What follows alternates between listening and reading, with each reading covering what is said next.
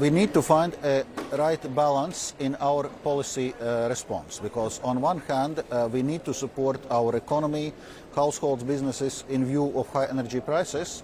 On another hand, we have record high inflation, so we need to tame inflation. So it's important that monetary policy and fiscal policy are not working at cross purposes, that in a sense fiscal policy is not contradicting the central bank's work of bringing inflation down. The central bank is going to raise rates further, but I'm hearing from governments about the need to spend more on the fiscal side, European governments, to compensate for the vulnerable. How do you balance that?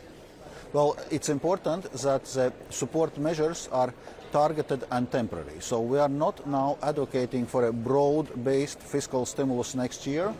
For the European Union, we think that the fiscal stance should be broadly neutral next year, not to contradict the monetary policy efforts. Because if with a fiscal policy we continue to fuel inflation, central banks will have to do more monetary tightening, and that will reduce our fiscal space even more. In other words, don't do what the UK's tried to do.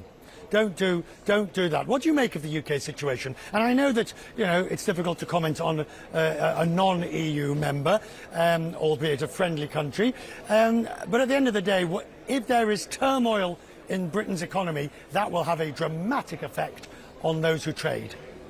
First of all, this policy guidance which European Commission is giving, it's very close to the one IMF is giving internationally. So basically, we know that in UK they are now also discussing some policy adjustments, because it was exactly the same problem in a sense.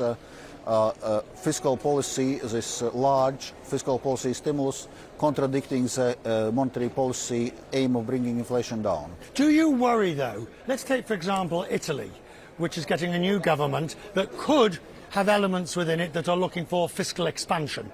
Do you worry that the EU could have its own internal problems of this? Well, as European Commission, of course, we are monitoring and coordinating closely the member states' fiscal response and providing fiscal policy guidance to avoid this. And especially we are advising more fiscal caution for high debt countries. It does feel like it's been one crisis after the other since 2008. I would say it's not one crisis after another, because there was quite a long period of economic growth in between. But now, of course, with COVID, with Russia's war in Ukraine, with correspondingly very high energy prices, it's very much true. Final thought on the question of the energy crisis.